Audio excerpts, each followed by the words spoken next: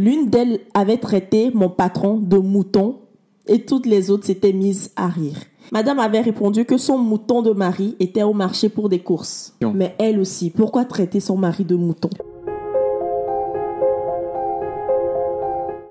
Salut les amis! On espère que vous allez super bien. On se retrouve encore pour une nouvelle histoire. Une vie, une histoire. Yes. Pas une nouvelle histoire, une vie, une histoire. Non, toi tu dis une vie, moi je dis une histoire. Il fallait qu'on s'entende bien au lieu de commencer. Bon, bref. Voilà. Donc, deuxième épisode. On espère que le premier épisode... oui, j'allais blesser le français. Moi, je vais me moquer de toi après. Ouais, c'est toujours... C'est ça notre problème, là. Donc, deuxième épisode pour une histoire... Une vie, une histoire. Une histoire. Mm-hmm. Incroyable. Mm-hmm. Donc, la première, vous avez réagi. Ok, merci beaucoup. Merci pour vos retours. Yes. Merci pour tout ce que vous avez dit. Et merci aussi pour toutes les personnes qui ont réagi, qui ont donné des solutions, qui ont dit ce que cette personne devait faire. Bon, on espère que cette personne va nous entendre. Ou peut-être qu'il a déjà réglé son problème. Ou peut-être que la personne a déjà... Hein. Voilà, cette histoire, peut-être, c'est déjà terminé. Ou cette histoire a été découverte et il y a eu des problèmes. On ne sait pas. Il y a plusieurs cas de figure. Ou peut-être qu'il y a eu problème, ensuite réconciliation. Et tout va pour le mieux maintenant, qui sait? On espère que tout va pour le mieux. C'est ça. Mais aujourd'hui, c'est encore une autre histoire qu'on va narrer, qu'on va vous lire. Et on va réagir. Et vous aussi, vous allez réagir en commentaire comme d'habitude. Donc, si c'est votre première fois ou si c'est ta première fois sur notre chaîne, sois la bienvenue. Merci. Et n'hésite pas à t'abonner. C'est important pour nous. C'est comme ça que tu vas témoigner ton soutien à notre chaîne. Yes. Donc, abonne-toi. Active la cloche de notification sur tout ça pour ne pas rater nos prochaines vidéos. Et surtout partager au maximum. Yes. Donc, on va aller avec la nouvelle histoire, mais bon, comme je vais Fais attention de ne pas verser sur le micro. Ah, c'est chaud. Ça fait du bien. Ouh. Donc, c'est toujours madame qui raconte l'histoire. Elle fait bien, non, n'est-ce pas? Moi, c'est pour ça qu'aujourd'hui, j'ai décidé encore que ce soit elle. Et d'ailleurs, même dites-moi en commentaire si vous voulez que ce soit madame qui continue si on n'était jamais vu raconter, comment ils peuvent choisir? C'est ça aussi. Je ne peux pas leur dire, ok, dites simplement que ce soit madame seule. C'est vrai. Donc, la prochaine, ça va être moi qui vais la narrer. Ok? Yes. Donc, chérie? Yes. Qu'est-ce qu'on dit? Histoire. Raconte. Yes. J'ai pris son mari sans aucun remords. Le titre. Ça, prendre le mari de quelqu'un sans remords, en qui plus. Qui n'ont pas de cœur, hein, franchement. Bon, on y va. Je suis d'origine burkinabé. Et je vis en Côte d'Ivoire depuis toujours, avec toute ma famille. Mon père est gardien dans un établissement public et ses revenus sont très maigres. Okay. Il n'avait pas les moyens de scolariser ses 5 enfants, 2 filles et 3 garçons. Ma mère est handicapée et se déplace difficilement. Oh, la pauvre. Dans notre famille, nous savons ce que c'est que la vraie galère. À 16 ans, j'ai dû arrêter l'école parce que mon père n'arrivait plus à s'acquitter de mes frais de scolarité. J'ai décidé de travailler comme servante pour le soulager un peu et l'aider à subvenir aux besoins de notre mari. De notre famille. Okay. Et en plus, l'expression de ton visage, pourtant c'est toi qui es en train de... Okay. Non, en fait, là, je suis en train de me demander si c'est pas la servante de la dernière fois, du coup. Qu'est-ce qu'elle raconte? Vu qu'elle a dit qu'à l'âge de 16 ans, elle a décidé de devenir servante. Et l'histoire, c'est j'ai pris son mari sans aucun remords. Wow, on va voir l'histoire si ça va continuer. J'avoue, ouais. Dit comme ça, ouais, c'est vrai. Mais bon, on va voir. Mon père a alors parlé de nos difficultés à une tante de l'école qui m'a tout de suite trouvé un boulot chez une amie à elle. Ma nouvelle maison était très belle. Le couple qui y habitait était jeune, très charmant et avait 2 enfants. Donc, c'est pas eux. Okay. Madame est béninoise et monsieur est ivoirien. Seul le monsieur travaillait. La madame ne faisait rien du tout. Mais vous ne pouvez pas imaginer le luxe dans lequel elle se pavanait grâce à la fortune de monsieur. Ça sent déjà la jalousie. Mais où est son problème à elle, en fait? Dès que je l'ai vue, je me suis dit qu'il fallait que plus tard, je sois comme elle. Aussi belle et élégante. Mes débuts dans cette maison n'ont pas été faciles et je me suis très vite adaptée aux exigences de mes nouveaux employeurs. Un fait m'avait pourtant vraiment marqué. Madame dominait trop monsieur. C'est moi, madame, qui porte le caleçon. C'est ce qui est écrit dedans? Non. Oh. Il s'occupait des enfants, faisait la liste pour le marché, se chargeait des courses du mois, etc. Qui faisait ça? C'est le monsieur? Le monsieur. Et la femme, elle faisait quoi? Rien du tout. Ok, continue. Enfin, tout ce qui pour moi devrait être fait par madame, c'était monsieur qui s'en chargeait. En plus de tout cela, elle ne restait jamais à la maison. Les copines par-ci, les cérémonies grandioses par-là. Il n'avait pas passé le gars? Mais ça sent le jugement quand même. Hein. Oui. Tu arrives je pense que oui, et puis tu juges. Scrutes tous les faits et gestes de la après, dame. elle est là-bas, elle va scruter, elle va juger. Hein. Mais genre, c'est comme si avant même de raconter l'histoire, elle te donnait déjà les arguments pour pourquoi elle a piqué le mari de la meuf en fait. Bref. Madame sortait toujours seule, sans son époux qui gardait la maison en son absence. Et lorsqu'elle rentrait tard, il n'osait jamais lui faire de reproches. J'évoluais dans cette ambiance sans vraiment comprendre jusqu'à ce que je surprenne une causerie de madame avec des amis à elle. L'une d'elles avait traité mon patron de mouton et toutes les autres s'étaient mises à rire. La dernière fois, on vous disait de faire attention à votre entourage, à vos amis. Vous voyez? Mais elle extrêmement aussi, attention. Mais elle aussi. Pourquoi traiter son mari de mouton? Après, c'est quelqu'un qui raconte. Hein. Est-ce que c'est vrai? Est-ce que c'est faux? C'est vrai. Ouais, c'est mais vrai. Tu prends l'hypothèse si c'est vrai. Oui, pourquoi traiter son mari de mouton? C'est pas Alors, parce c'est qu'on pas elle qui a comprend. traité son mari de mouton. Alors, pourquoi elle a laissé? Ok, une de ses amies traiter son mari. Mais ça rejoint quand même ce que tu dis. Parce que si tu laisses l'autre traiter, c'est que toi-même tu approuves, en fait. C'est ça. Madame avait répondu, tu vois, Madame avait répondu que son mouton de mari était au marché pour des courses. Faites attention les femmes. Les gars. Faites attention les femmes. Quand vous devez vous marier, il faut bien savoir où vous allez manger. Hein. Il a dû manger quelque chose, ça c'est sûr. Oh non. Ça, mais attends, jusqu'à ce qu'on le traite de mouton à ce point. Non, tu sais, il y a des hommes qui aiment comme ça, hein, mais de manière vraiment folle en fait. Qui se donnent corps et âme. Bah voilà, t'as vu? T'as vu le résultat? Il est gentil jusqu'au bout, t'as vu le résultat? Il faut être un bad boy. Non, arrête ça. Il faut un peu être un bad boy. Ouais. Sandra, t'imagines si j'étais devenu tout gentil, tout moumou, tout moi je l'ai comme un petit chihuahua. J'allais aimer. Tu allais aimer ça? Oui. Tu penses qu'on allait être ici, mariés là? Oui, j'allais te traiter de mon mouton et puis c'est bon. Vous avez vu, non? Ok. Non, je rigole. Continue. Elle avait aussi ajouté qu'il était devenu trop radin et qu'il fallait qu'elle retourne voir son féticheur. Basse. J'ai dit. Oh my Faites God. extrêmement attention. J'ai tout de suite compris pourquoi ce charmant homme se comportait comme un idiot. Chut, à ce point. Parfois, en présence... Elle a dit, hein, idiot. Parfois, en présence d'autres personnes, elle lui demandait d'aller lui acheter tel ou tel article à la boutique. Ou alors d'aller lui chercher des chaussures ou son sac à main dans la chambre. Et le pauvre s'exécutait sans rien dire. J'avais mal de le voir ainsi maltraité par sa femme. Elle ne faisait jamais la cuisine. Et c'est moi qui faisais tout. Et lorsque je finissais de préparer, elle tenait à servir elle-même la part de son mari. Elle en profitait donc pour y ajouter des petites choses bizarres. Bon. Je n'approuvais pas cela, mais je n'avais pas les moyens de m'y opposer. Elle était la maîtresse de maison et ma patronne de surcroît. Au moins, il y a le respect quand même. Madame se montrait dure avec moi, contrairement à monsieur qui faisait preuve de gentillesse et de générosité.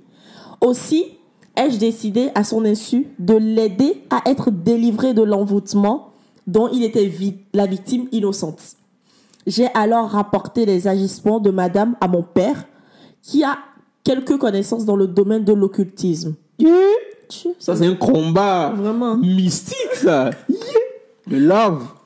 Je savais qu'il pouvait secourir mon patron. Il m'a remis une poudre à mettre dans son repas pour le désenvoûter. Le papa aussi, attends.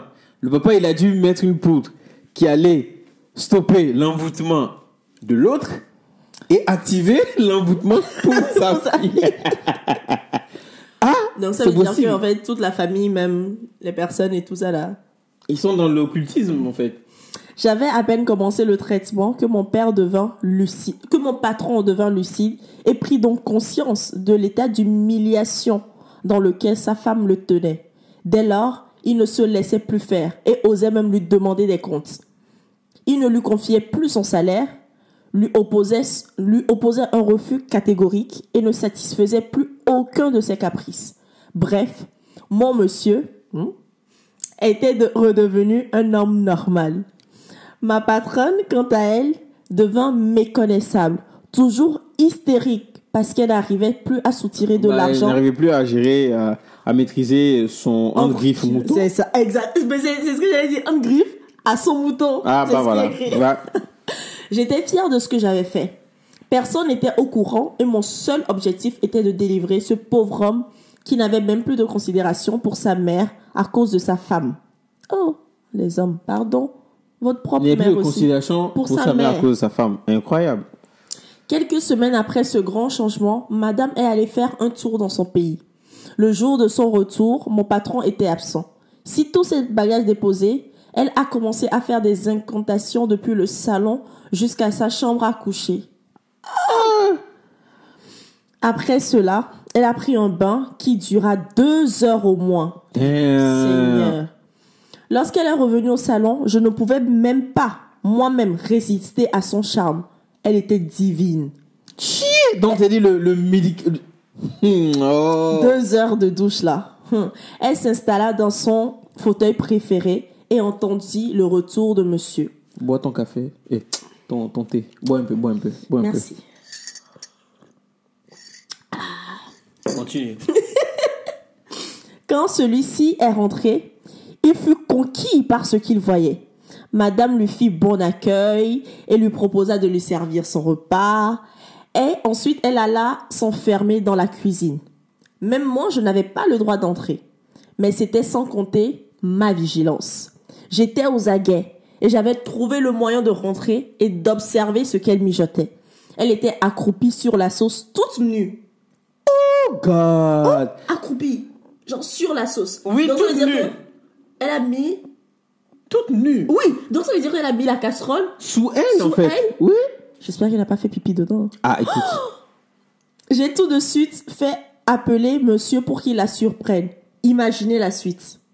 Aujourd'hui, je ne saurais vous dire si c'est par reconnaissance ou par amour, mais monsieur m'a épousée. Oh!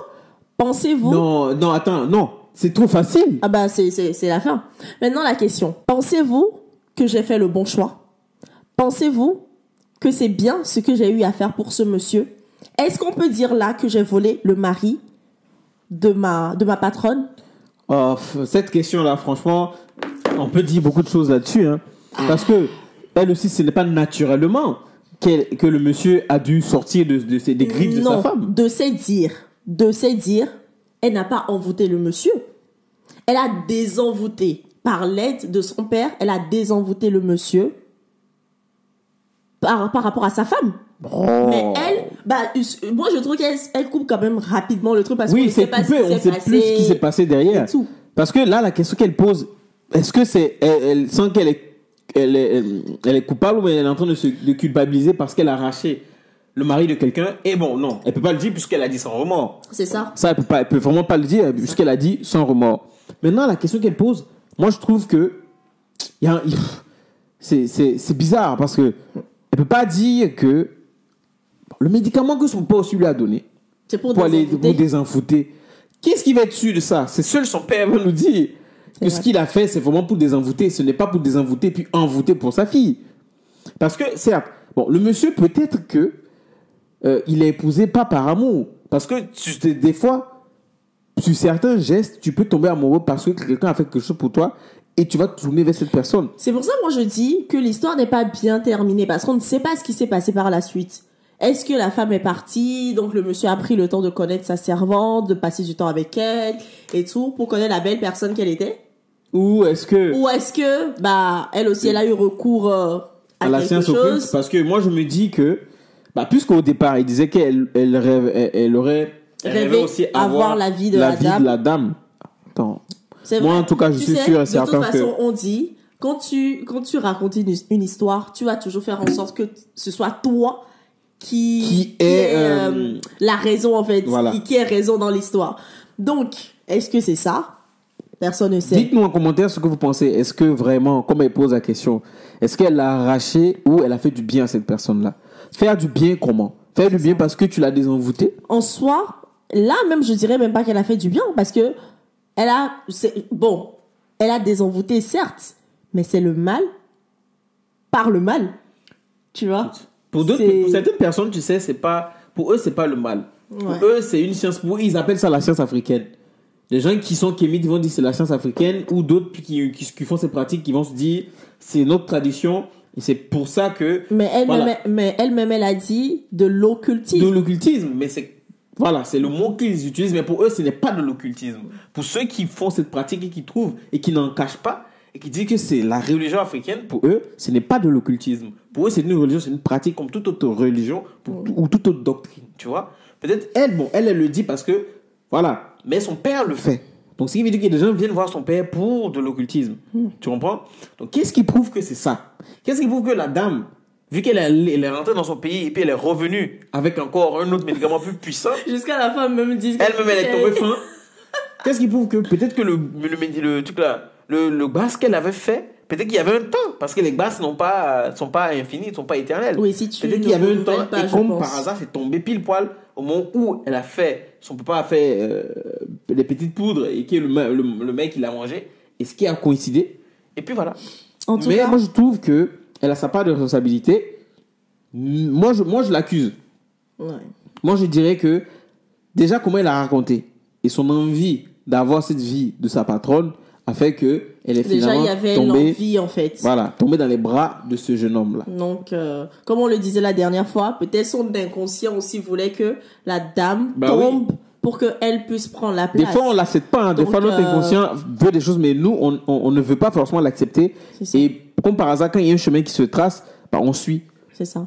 On suit et puis après voilà. Donc moi je pense que elle s'est fait du bien à elle plutôt. C'est ça. Bon, chers messieurs, chères mesdames, faites très attention.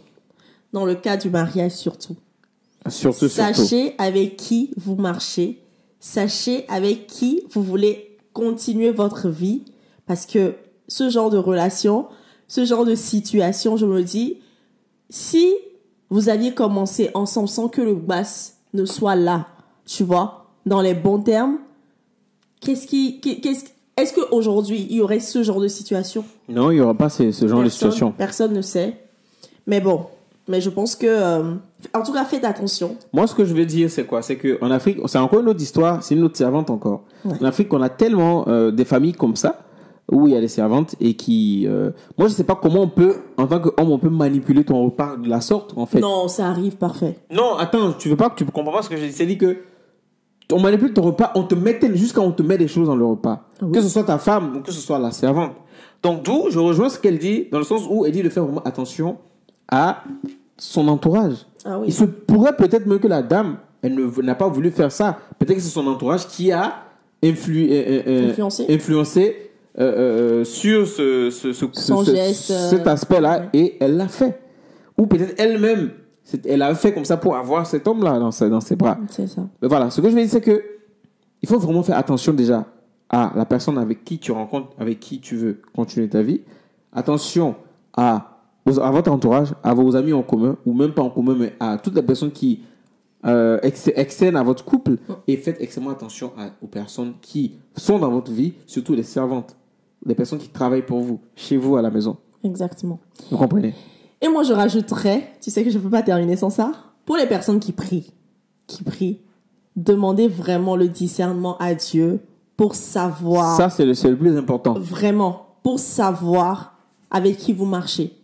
C'est très important. Lui seul peut vous préserver de ce genre de situation.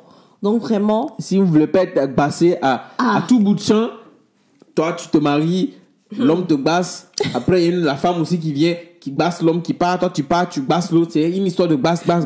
Finalement, ta vie, c'est le bassement d'un bassement. Donc, attention. Vraiment, ouais. Priez Dieu, c'est Dieu celui qui peut vous sortir de ce genre de situation. Exactement. Sinon, en tant qu'humain, on n'a pas les yeux spirituels pour voir. C'est ça. Ok?